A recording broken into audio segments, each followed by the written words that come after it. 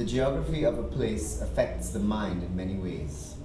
Physical geography, social geography, psychic geography.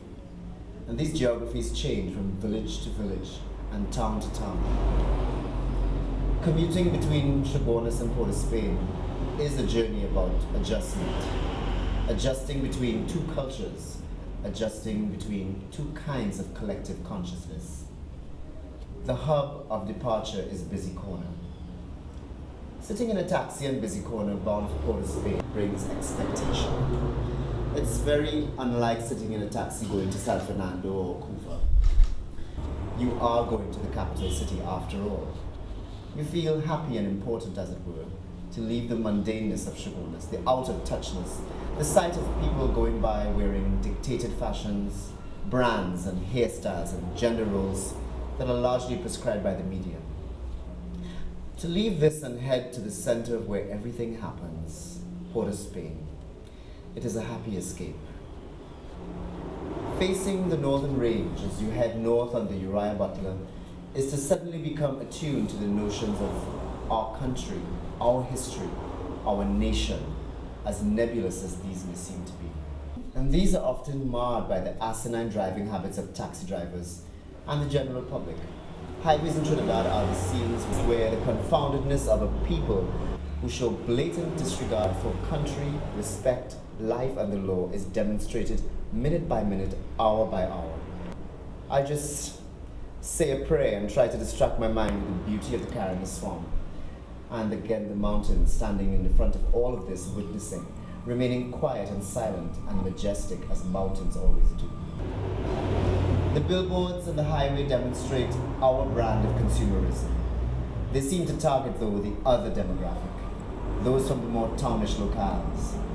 To me, they are markers in the transition from Chabonas to the northwest of the island. But the highways in Trinidad run next to communities that are visually not very appealing. The houses are more about nothing than about tasteful design. They are an anti-design. So this offends me. And I think back to some point in history, the oil boom, that led us to being so unconscious about tasteful architecture. There was money, wealth, and extravagance among the masses. The lack of order, neatness, and planning in our houses and buildings is made concrete into history, standing now for one to look at and lament. The hills of Laventille and the community of Beetham are not pretty landscapes, but they are the prelude to downtown.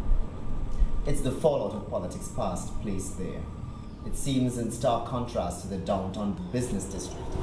The have-nots on the outskirts of the haves. Almost every city in the world has a ghetto. The houses in Beetham always had these doors and windows in strange, bright, playful colors, like red, blue, orange. As a child, I always found this palette of colors inviting and wondered who lived there. Each time I pass it, I still sort of have that response, but I feel that those colors are about blocking out the drudgery of ghetto life and a rudimentary way of thinking, existing, living. Beetham connects to sea lots and shantytown by the wharf.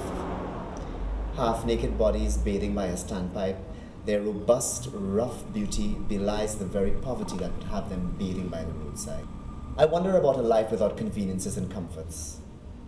Is it a life of contentedness without worry and concern like the one that I live? Would I be happy and better off if I didn't know the restless onward urge of civilization to be someone, to be something? How about poverty humility?